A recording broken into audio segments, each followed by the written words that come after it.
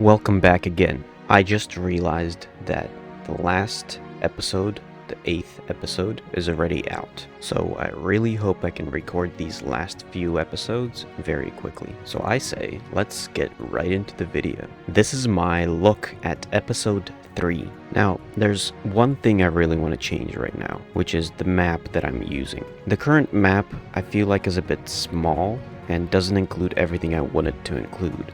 So I want to use a slightly better map, a larger one, and I've included over here the map of Numenor, since we're going to have some action within Numenor. Now another thing to point out, within the 3rd episode there are 2 stories that are ignored. The story of Elrond with Celebrimbor and the dwarves is currently being just ignored. Now also, the story of the human lady with her son, where they're carrying the evil sword, that story is also being ignored. And episode 3 picks up with Arondir, who has currently been captured by the orcs. Now, the orcs keep saying for Adar, where Adar means father in Sindarin, and just as well as in Noldorin. Why are they saying father in Sindarin? Not even Quenya, it's Sindarin, the more ancient elven language. That is something Arondir actually points out himself. Why are the orcs saying a word in elven? He also meets up with his elven buddies, who are also captured. Now, this creates an interesting aspect, since what are orcs? Orcs are elves that were tortured and turned into orcs. Are we gonna see elves being turned into orcs? Is Arondir gonna turn into an orc? That honestly would be an interesting addition to the story, Arondir turning into an orc.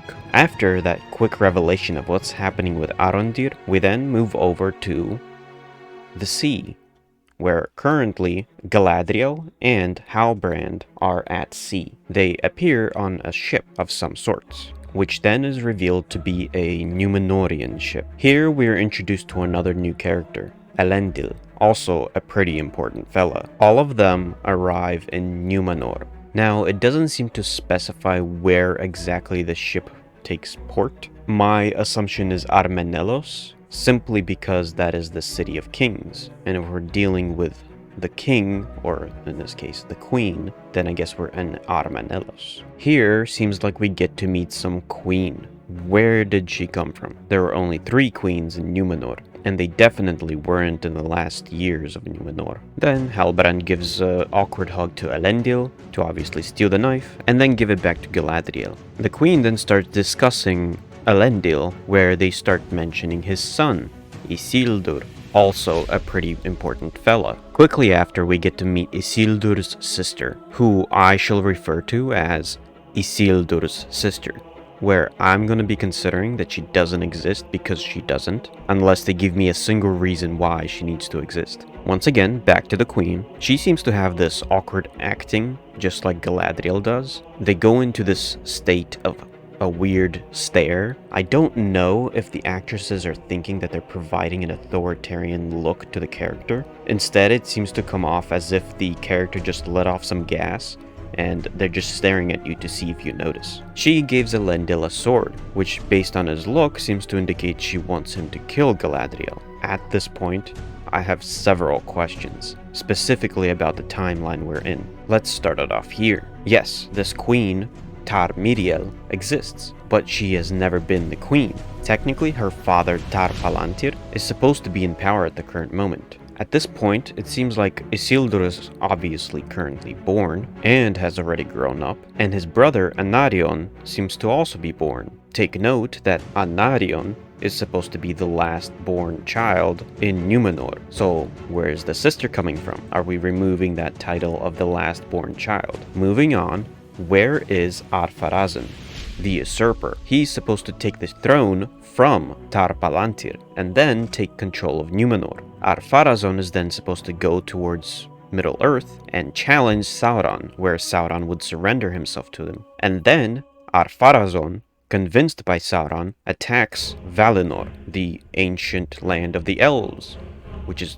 quite a big event. Hence, that leads to Numenor flooding. And at that point is when Tar Miriel, the current, I guess you could say queen, is supposed to die. And then, from that point, Isildur with his father Elendil and his brother are supposed to go over to Middle-earth and establish Gondor and Arnor, which then become the great human cities within Middle-earth. But I have several theories of what they're trying to currently do with the timeline, and where we're currently placed within that timeline. My first theory could be that we're in the midpoint between the birth of Anarion and the usurpation of Ar-Pharazôn, where they might stuff in a bunch of pointless story bits that have nothing to do with the core story, while trying to keep Tar Palantir still alive, but just not in power. My second theory is maybe they're at the point of the usurper Ar-Pharazôn, except removing Ar-Pharazôn and mixing him in with Tar Miriel, merging them into one character, making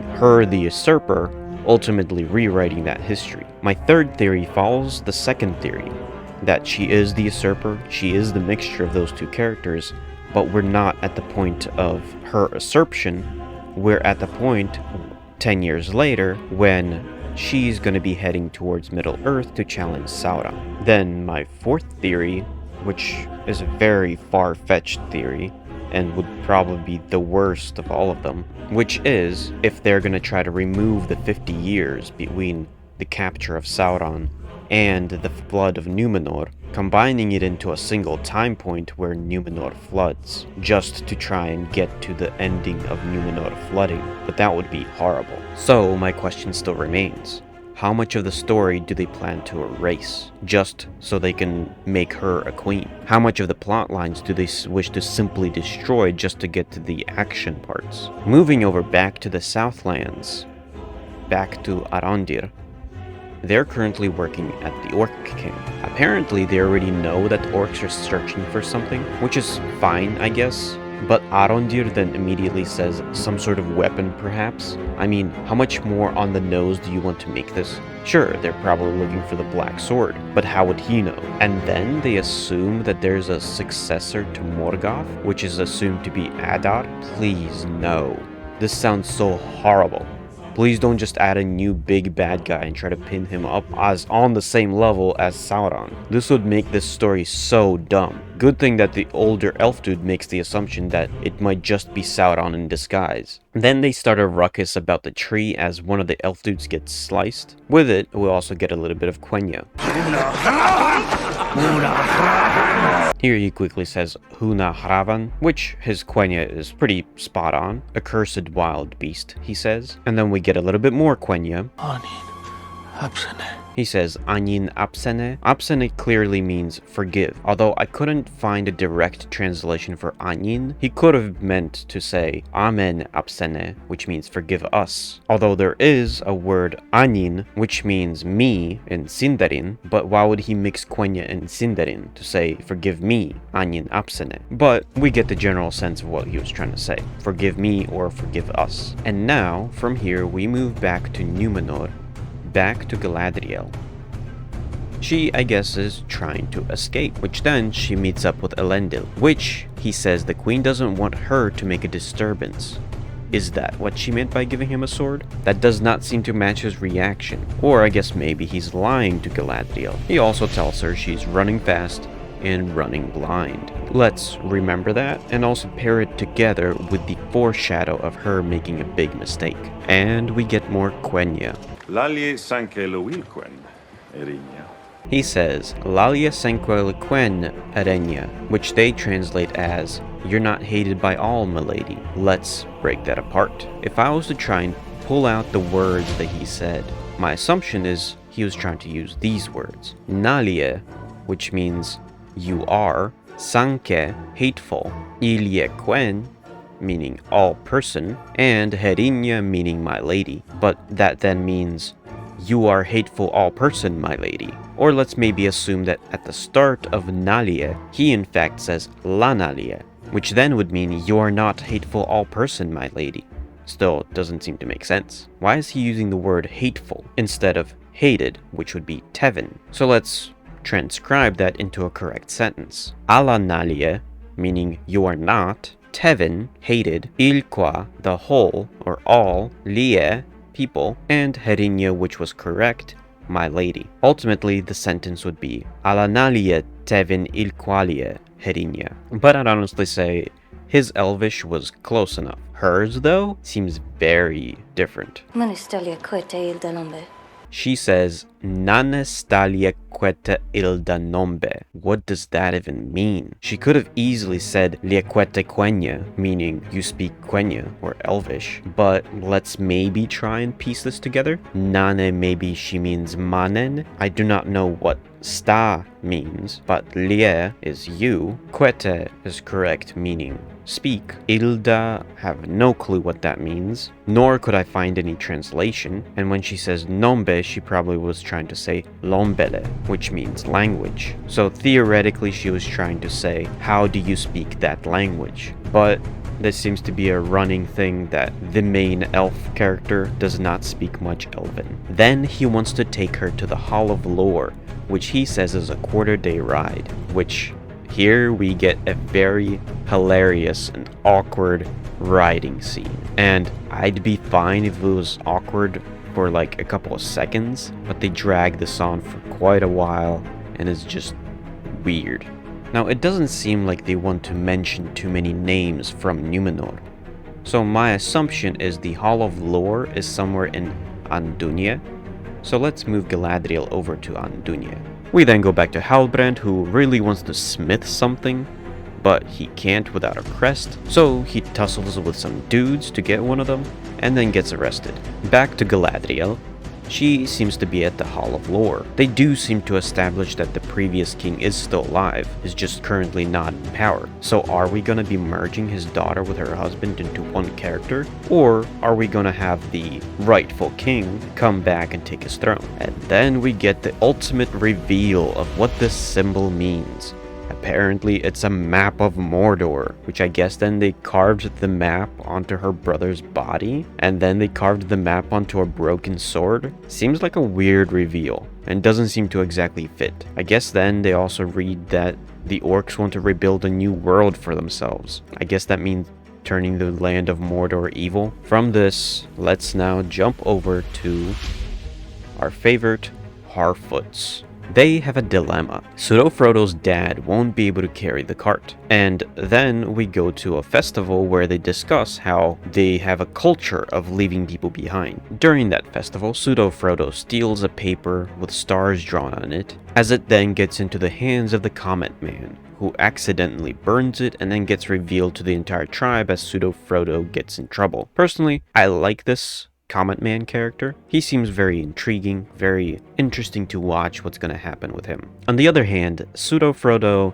it seems like now she's facing certain consequences because of her avoidance of responsibility, where they lay it on her very on the nose that this is your fault and this is because you avoid your responsibilities. Now, sure, here is a point where she rejects it, but I really hope that her character grows rather than later on saying, I don't have to change, I was right to not follow my responsibilities. Now, once again, back over to Numenor, and specifically to Elendil, who is speaking with Isildur and Isildur's sister, where seems like we're just discussing family issues. Honestly, there's also a certain awkwardness to this scene where they keep trying to repeat their names several times, as if they're trying to hone it down to the audience that, hey, remember their names, remember their names. Back to more important stuff, Galadriel finds Halbrand in a cage, where she reveals that he is the king of the Southlanders, which also includes another symbol to watch for, the one Halbrand carries. Now, I've heard some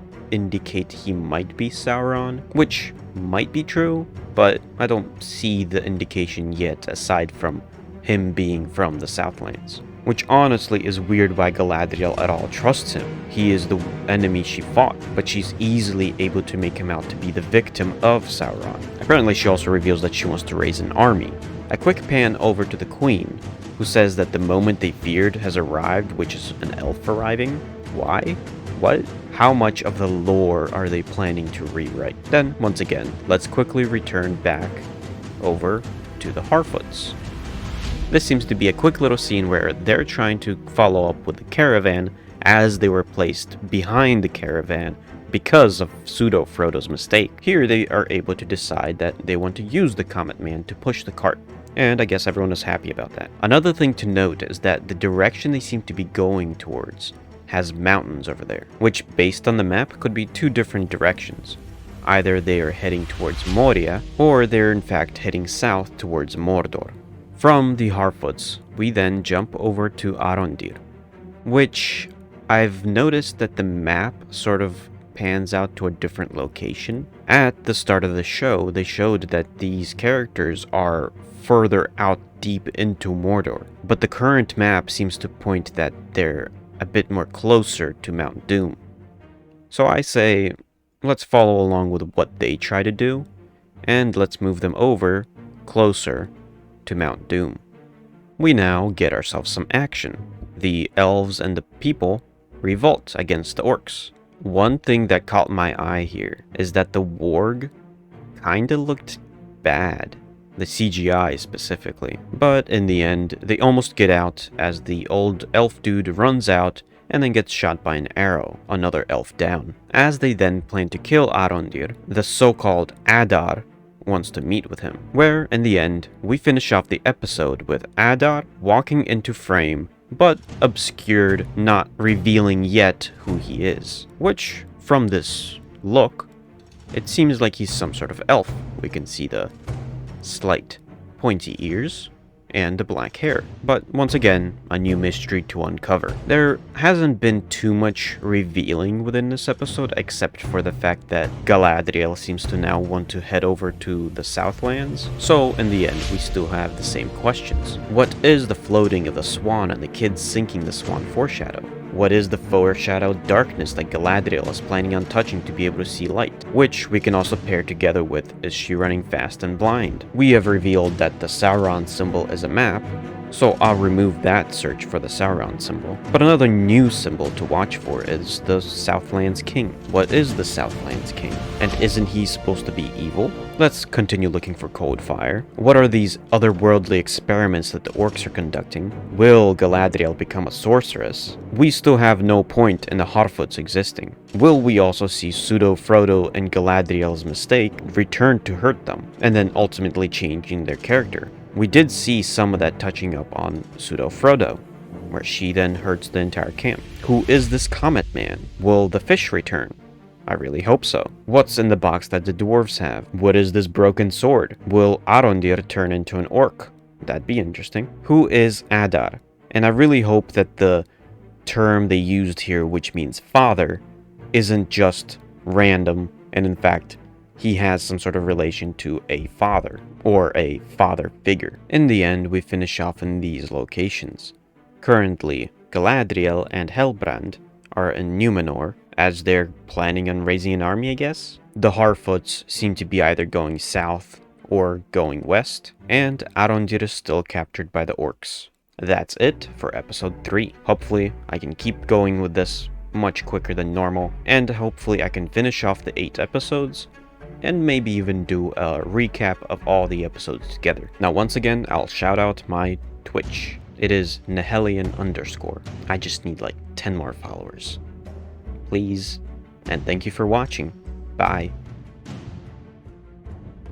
Now, another thing to